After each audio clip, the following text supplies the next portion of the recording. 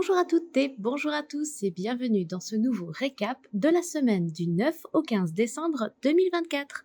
Vous êtes sur Brix Actu, la chaîne qui vous donne les clés parce que comprendre aujourd'hui, c'est pouvoir anticiper demain. Et aujourd'hui, on fait un petit tour d'horizon de ce qui s'est passé cette semaine dans les différents pays des BRICS. Je suppose que vous vous souvenez tous de Let's say China. China. China. China. China. China. China. China. China. China. China.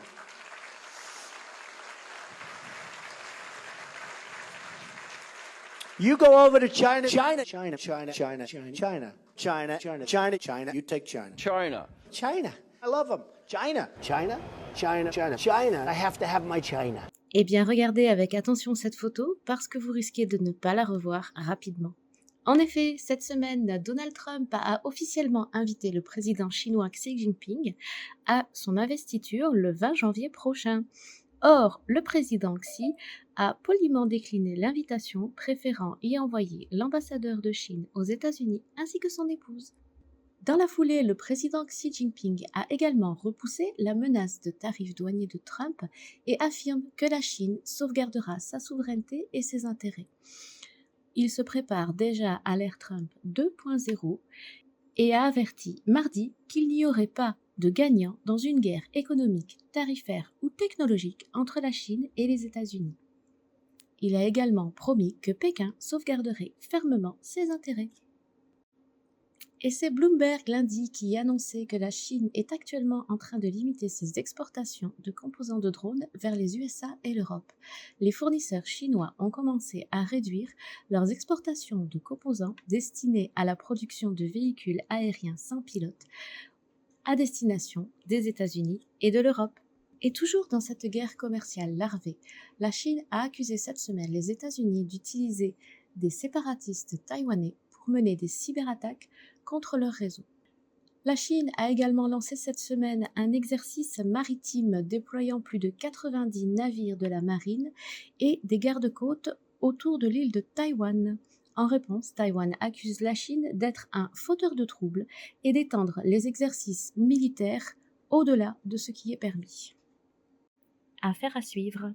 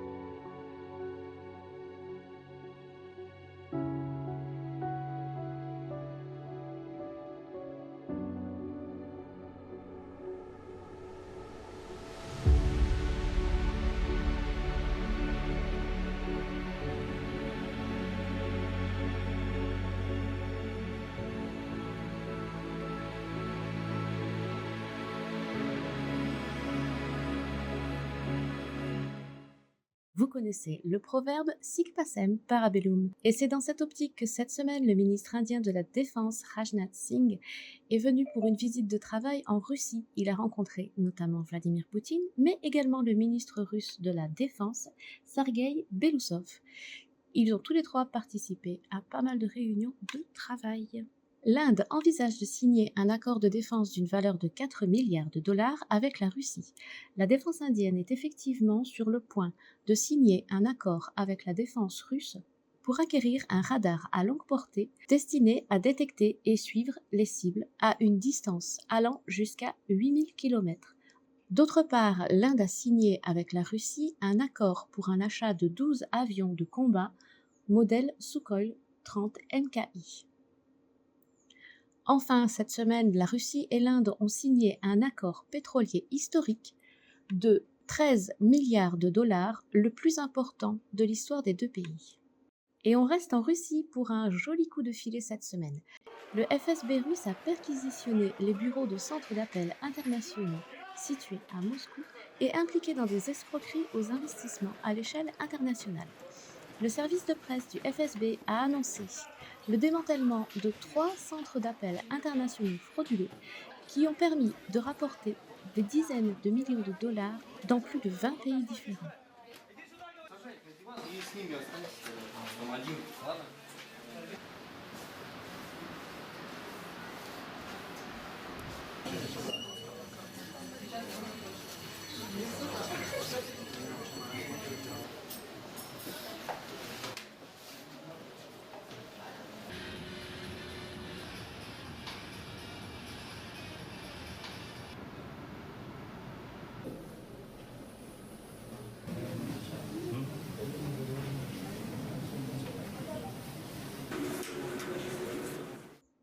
Et toujours en Russie, le député à la Douma Anton Tchekhov propose la création d'une réserve stratégique Bitcoin en Russie.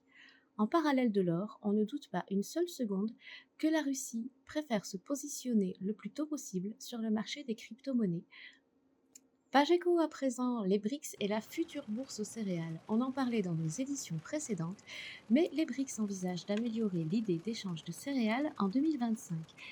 Cette année, lors du sommet des BRICS à Kazan, les pays du groupe ont convenu de créer une bourse commune des céréales qui servirait de nouvelle plateforme commerciale pour les plus grands producteurs et consommateurs au monde. Selon les experts, cette initiative pourrait contribuer à dépolitiser les marchés mondiaux et à éliminer les intermédiaires que sont les bourses occidentales. Selon la ministre russe de l'Agriculture, Oksana Lut, les travaux sur la création de concepts de bourse des céréales pour les BRICS débuteront en 2025. Nouveau record également pour l'or. La semaine passée, nous faisions état d'un record concernant une mine d'or en Chine. Cette semaine, on se déplace au Salvador. Le Salvador a découvert une réserve record d'or non exploitée d'une valeur potentielle pouvant atteindre 3 000 milliards de dollars. Ceci a été annoncé par le président Nayib Bukele cette semaine. Porque la gente se confunde con esos billones, piensa que son billions, ¿verdad? No son trillions. O sea, 3 millones de millones de dólares solo en oro. Pero aparte hemos encontrado gallium, tantalio, tin y otro montón de materiales para la cuarta y la quinta revolución industrial. O sea que la parte de oro es solamente, la parte del potencial de oro es solamente una parte, que no es ni siquiera la más cara. Y si lo hacemos de una manera responsable, una explotación responsable, como muchos países hacen explotación responsable de sus recursos naturales, sistema de Noruega, por ejemplo. Et on termine par la touche tendresse. Vous souvenez-vous de ceci?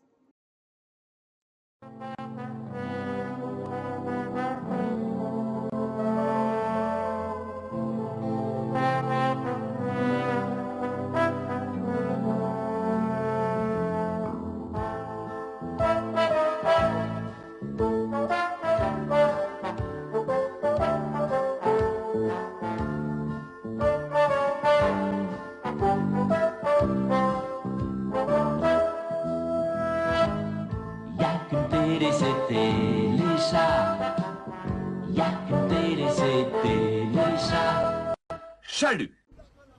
Effectivement, cette semaine, Lola, notre reporter spécial BRICS Actu, est partie en Algérie. Cet intrus inattendu a entravé la circulation près du village de Msila, au point qu'un des conducteurs a dû sortir de son véhicule pour essayer de chasser l'oiseau, mais en vain. Voilà les amis, c'est tout pour aujourd'hui. Merci beaucoup d'avoir suivi ce nouveau récap de la semaine. Vous pouvez retrouver toutes ces informations et beaucoup d'autres sur notre canal Telegram BRICS Actu. Le lien est dans la description. N'hésitez pas à faire connaître les infos des BRICS en likant et partageant cette vidéo. Abonnez-vous pour ne manquer aucune de nos informations. Et laissez-nous un petit commentaire, ça fait toujours plaisir. Quant à moi, je vous souhaite avec un peu d'avance une très bonne semaine. Et n'oubliez pas, Carpe Diem!